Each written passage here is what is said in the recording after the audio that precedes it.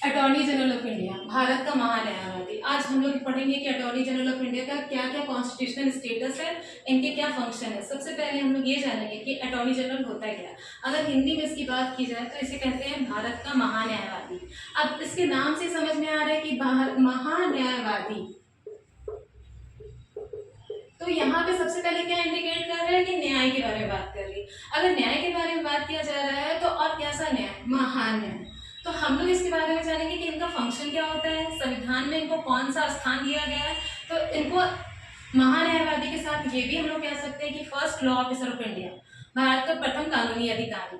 और ये एक पार्ट होता है हमारे यूनियन एग्जीक्यूटिव का, कार्यकारी शक्ति इनमें निहित होती है। तो किस भाग में इसको दिया गया, तो ये भाग 5 में, भाग 5 पार्ट 5 में। क्योंकि पार्ट 5 में तो कोई तो अनुच्छेद इनको दिया गया होगा, तो ये आर्टिकल 76 से डील करता है। 76 के हमारे भारत के महान्यायवादी के बारे में कहता है। साथ ही साथ इसको बोला जाता है एक कॉन्स्टिट्यूशनल बॉडी, संवैधानिक निकाय। क्योंकि आर्टिकल है तो अब इनको हम लोग कह सकते हैं, हमारे दो भेद होते हैं, एक होता है संवैधानिक निकाय, एक होता है गैर संवैधानिक निकाय। Constitutional body, non constitutional body. तो ये हमारा ये आर्टिकल किसमें आता है, कॉन्स्टिट्यूशनल बॉडी पे आता है। अब भारत के महान्यायवादी या first law officer of India, इसके बारे में हम लोग जानेंगे कि ये कैसे बनते हैं, इनकी क्या योग्यता होती है। तो इनकी योग्यता होती है, सबसे पहले भारत में इनको क्या होना चाहिए, क्वालिफिकेशन पे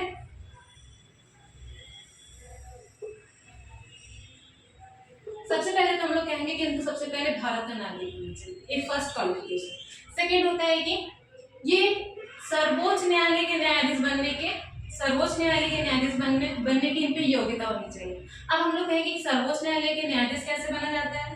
तो सबसे पहले इनको या तो सर्वोच्च न्यायालय के न्यायाधीश बनने के लिए 2 योग्यता होती है, 5 साल के लिए किसी भी हाई कोर्ट में जज होना चाहिए, या फिर 10 साल के लिए किसी भी हाई कोर्ट में वो एज ए एडवोकेट के रूप में काम करते हो। तब वो क्या बन जाएंगे, भारत के महान्यायवादी के लिए क्वालिफाइड है, योग्य है।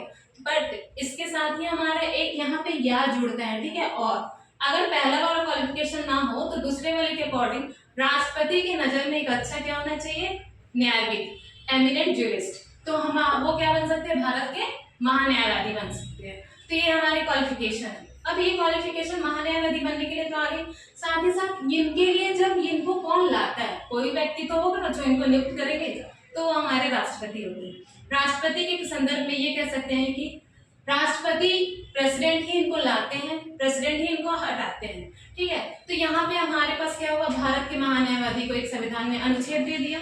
दूसरा किस भाग में है, क्या है, वो तो पता चल ही गया। साथ ही साथ हमारे क्वालिफिकेशन के अकॉर्डिंग राष्ट्रपति इन्हें लाते हैं, तो हटाएंगे भी राष्ट्रपति।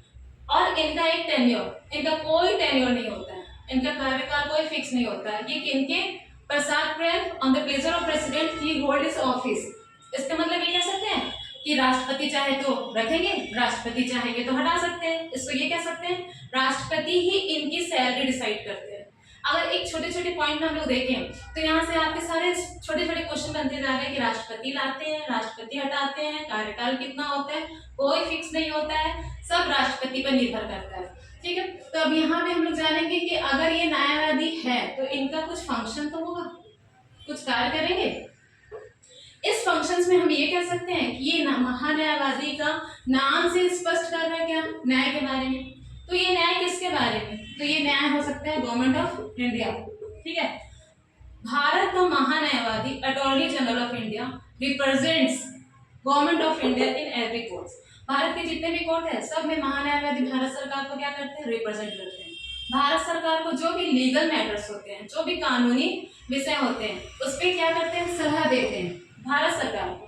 साथ ही साथ राष्ट्रपति द्वारा, राष्ट्रपति लाइन है तो राष्ट्रपति द्वारा जो भी कार्य इनको सौंपा जाता है, ठीक है, तो ये उन कार्य का निष्पादन करते हैं। आर्टिकल 143 भी ये कहता है कि राष्ट्रपति किसी मैटर पर, किसी भी सलाह पर, राष्ट्रपति किसी भी सलाह पर सलाह मांग सकता है तो वो देंगे। आर्टिकल 143 के तहत सलाह दे सकते हैं, पर राष्ट्रपति पर डिपेंड करता है कि वो माने या ना माने। इसी के साथ ही साथ इनके कुछ महत्वपूर्ण तथ्य होते हैं। वो तथ्य में पहला तथ्य होता है इंपॉर्टेंट फैक्ट्स। उसमें पहला होता है कि इनको सारे कोर्ट में सुनने जाने का अधिकार है, जिसको हम लोग कह सकते हैं राइट टू ऑडियंस, ऑडियंस बन के सुन सकते हैं। अब यहीं पे एक आर्टिकल हमारा आता है, आर्टिकल 88। आर्टिकल 88 क्या कहता है कि भारत ये पहला एक ऐसा ऑफिसर है, पब्लिक ऑफिसर है, जो संसद में बैठ सकते हैं, पार्लियामेंट में बैठ सकते हैं, बोल सकते हैं, पर राइट टू वोट,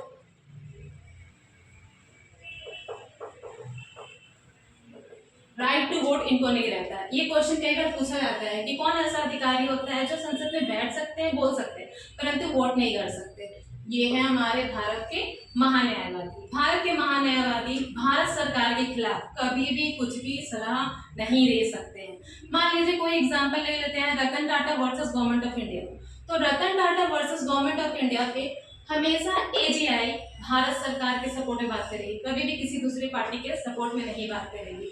इसी तरीके से आप ये समझ सकते हैं कि हर जगह जहां भारत सरकार का नाम इन्वॉल्व होता है उसमें इनकी रोल बहुत इंपॉर्टेंट है, क्योंकि ये यूनियन एग्जीक्यूटिव के एक पार्ट है हमारे। और साथ ही साथ इनके साथ एक ही चीज है कि अगर अटॉर्नी जनरल ऑफ इंडिया, चूंकि इनके पुण्यकाल का इनका है नहीं, पूरा फिक्स पीरियड तो इनको मिला नहीं गया है, तो ये प्राइवेट प्रैक्टिस भी कर सकते हैं। बट वहां पे भी एक शर्त है कि भारत सरकार के खिलाफ कभी भी, भारत सरकार के कभी भी या विरुद्ध में वो कभी भी कुछ भी नहीं बोलेंगे, हमेशा वो भारत सरकार के सपोर्ट में है। अब यहाँ से हमारा कभी भी क्वेश्चन आता है कि आपके साथ क्वेश्चन यही रहेगा कि भारत के प्रथम attorney general, first attorney general of India कौन थे और प्रेजेंट में कौन है। तो फर्स्ट वाले पे हम लोग पढ़ेंगे एमसी तलवार, ठीक है, और प्रेजेंट में आपके एग्जाम के हिसाब से जब भी आएगा आप उसमें ऐड करते जाएंगे।